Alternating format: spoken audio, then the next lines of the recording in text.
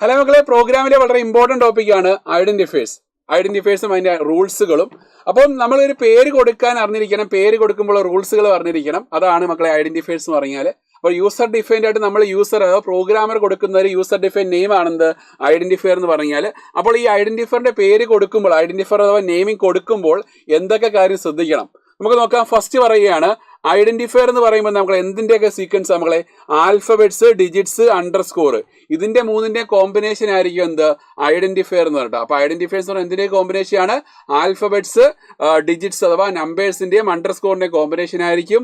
Next first character must be എന്തുമായിരിക്കും? ഒന്നെങ്കിൽ alphabet കൊണ്ടോ അല്ലെങ്കിൽ അണ്ടർസ്കോർ കൊണ്ടോ സ്റ്റാർട്ട് ചെയ്യാം. Next white space, special characters ഒരിക്കലും അലൗഡ് അല്ല.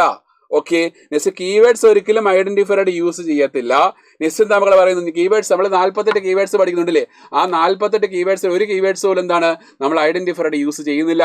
നെക്സ്റ്റ് എടുത്ത് നോക്കടാ, അപ്പർ കേസ് ലെറ്റേഴ്സിനെയും ലോവർ കേസ് ലെറ്റേഴ്സിനെയും ഡിഫറെന്റ് ആയിട്ട് ട്രീറ്റ് ചെയ്യും. അതായത് ഒരു പ്രോഗ്രാമിന്റെ ഏതെങ്കിലും ഒരു വശത്ത് വന്നിട്ടാണെങ്കിൽ ക്യാപിറ്റൽ ആയിട്ട് കൊടുത്തു, എന്നിട്ടാണെങ്കിലും ആ ക്യാപിറ്റൽ ഫംഗ്ഷൻ കൊണ്ട് താഴെ കൊണ്ട് ബി കൊടുത്തു, സ്മോൾ എ കൊടുത്തു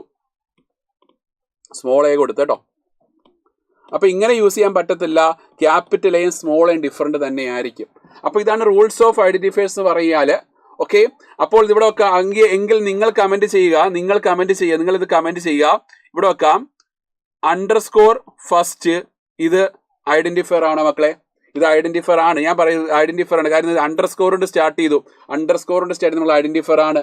എങ്കിൽ നിങ്ങൾ കമന്റ് ചെയ്യാൻ നിങ്ങൾക്ക് ഒരു അവസരം നിൽക്കുന്നതാണ്. ADM സ്പേസ് NO ഇത് ഐഡന്റിഫയർ ആണോ അല്ലയോ? As per the rules of identifier കേട്ടോ.